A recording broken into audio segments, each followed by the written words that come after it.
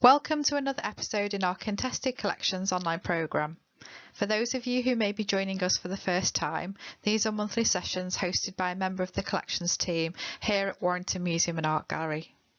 During the session, we will build upon the narratives explored by Susan Stockwell's exhibition, Hidden Histories and Untold Stories, and take a closer look at some of the hidden histories and untold stories that the objects from our ethnology collection can tell us.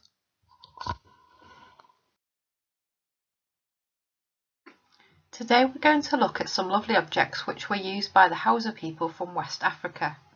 These items are on display in the museum's World Stories gallery within the Africa display. The museum has several items that once belonged or were used by the Hausa people.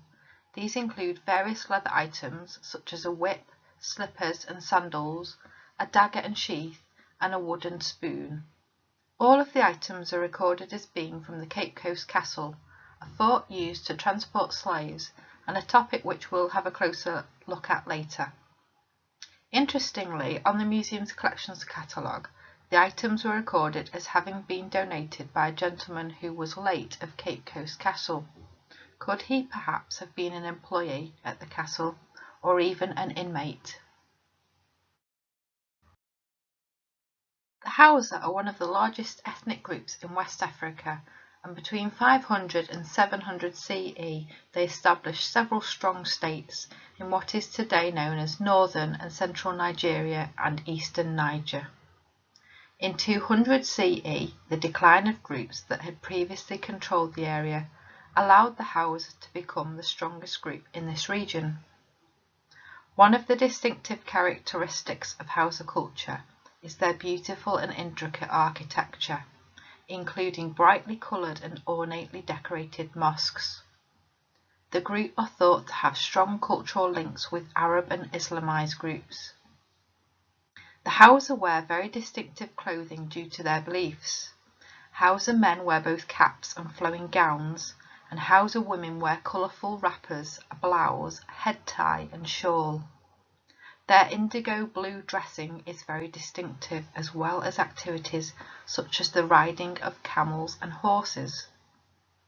The Hausa rely upon a lifestyle of crop cultivation and rearing of livestock.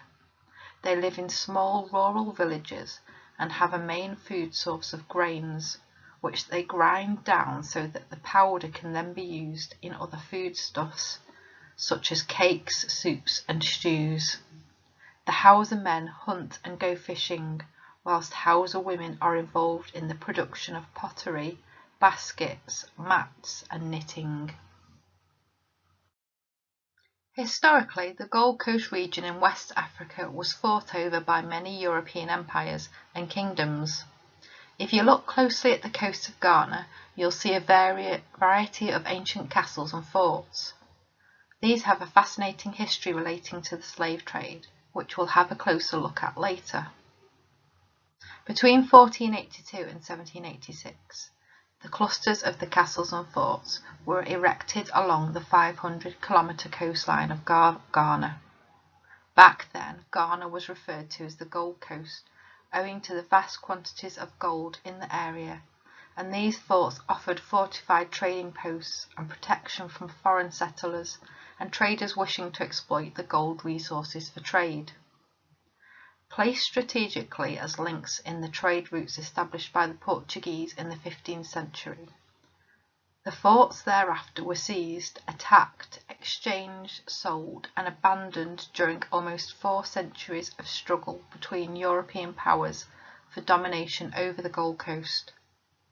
As early as the 1500s, the settlers' interests turned to the slave trade, when there was a growing demand for human labour in the Americas and Caribbean, initially beginning with holding gold, ivory and other wares.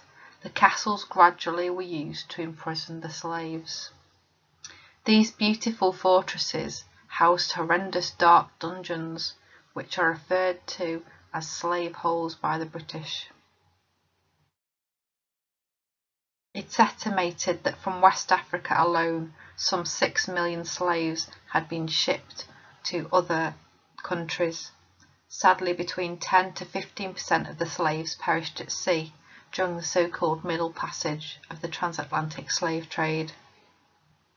We'll now have a closer look at one of the castles for which we have more information on, that is Cape Coast Castle. The Portuguese constructed the Cape Coast Castle in 1555 as a trade lodge on a part of the Gold Coast. Cape Coast Castle is one of about 40 slave castles or large commercial forts running along this coastline, including Elmina Castle and Fort Christiansburg. These castles were, as previously mentioned, used to hold slaves prior to them being transported to the Americas. The sites were ominously referred to as being the Gate of No Return, as they were often the last stop of many humans being transported during the slave trade.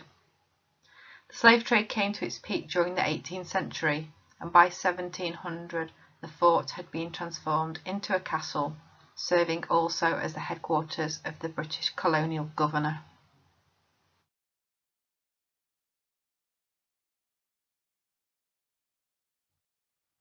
Up to 1,000 male and 500 female slaves were shackled and crammed into the castle's dark, poorly ventilated dungeons, where there was no space to lie down and very little light. With no sanitation and water, the floor of the dungeon was littered with human waste, and many captors became extremely ill with diseases such as malaria and yellow fever. The castle also featured confinement cells, small confined spaces for the male prisoners who rebelled or revolted.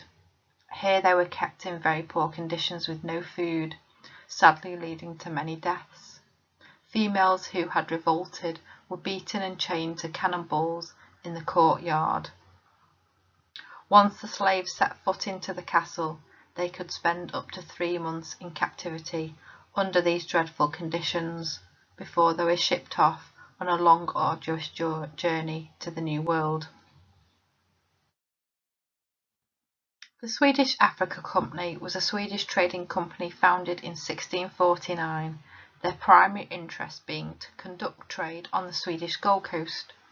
The company's political and economic significance for Sweden itself was negligible, and in West Africa it was one of the most limited and short-lived trading companies. In 1653, following Sweden's conquest of the Cape Coast Castle, the Swedish Africa Company constructed a wooden fortress, which it intended to use for trade in timber and gold.